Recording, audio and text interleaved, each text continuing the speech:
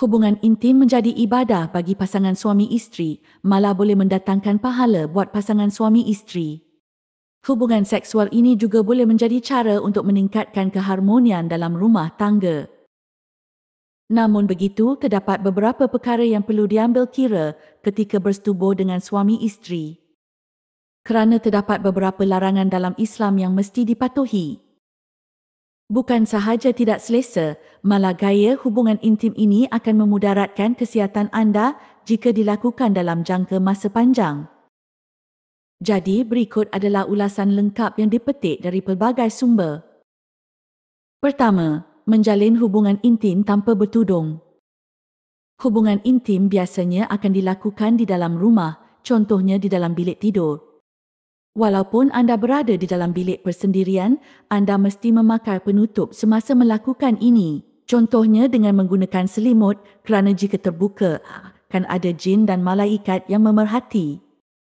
Daripada Atabah bin Abdi Al-Sulami, bahawa apabila kamu mendatangi isterinya dalam jima', maka hendaklah kamu memakai tudung dan jangan bertelanjang seperti dua hima menurut sebuah hadis riwayat Ibnu Majah. 2. Dubur atau liwat. Berhubungan seks melalui dubur atau dubur adalah dilarang sama sekali dalam ajaran Islam. Kerana dubur menyimpan najis dan menyimpan banyak bakteria, lapisan dubur cenderung lebih nipis dan kurang pelincir daripada faraj wanita. Ini akan menjadikannya terdedah kepada koyakan supaya virus dan bakteria boleh memasuki aliran darah. Jika ini berlaku, risiko dijangkiti penyakit kelamin seperti HCV dan HPV akan meningkat sehingga 30 kali ganda. Daripada Abi Hurairah, Rasulullah SAW bersabda, "Telaknatlah orang yang menyetubuhi perempuan di dalam duburnya." Hadis riwayat Ahmad, Abu Dawud dan Nasai. 3. Isteri haid. Gaya hubungan seks seterusnya yang dilarang dalam Islam ialah ketika isteri sedang haid. Larangan ini juga didorong oleh banyak kajian yang mengatakan bahawa melakukan hubungan seks semasa haid agak berisiko untuk kesihatan, contohnya dijangkiti HIV dan STI.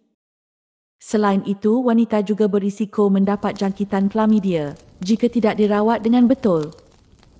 Jangkitan ini boleh menyebabkan PET, penyakit radang pelvis dan menyebabkan ketidaksuburan. Sebenarnya larangan ini sudah ada dalam Al-Quran. Mereka bertanya kepada anda tentang haid anda. Katakanlah, haid itu adalah kotoran. Oleh itu, anda hendaklah menjauhkan diri daripada wanita semasa haid dan janganlah kamu mendekati mereka sebelum mereka suci. Apabila mereka telah suci, maka campurilah mereka dengan apa yang diperintahkan Allah kepadamu.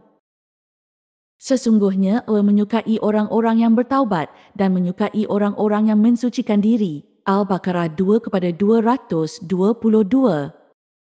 4. Bersetubuh sambil berdiri. Pada asasnya, hubungan intim yang dilakukan secara berdiri adalah tidak haram.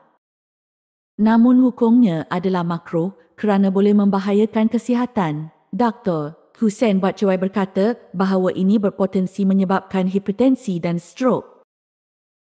Sekiranya anda melakukan hubungan seksual sambil berdiri, aliran darah akan melawan grafiti dan memberi kesan beralun pada tekanan dalam jantung. 5. Tidak memanaskan badan. Sebelum melakukan hubungan seks dengan suami isteri, ada baiknya anda dan pasangan memanaskan badan terlebih dahulu. Contohnya dengan bercumbuan dan bersikap romantis. Berhubungan seks pada asasnya adalah senaman fizikal, jadi otot badan mesti dipanaskan.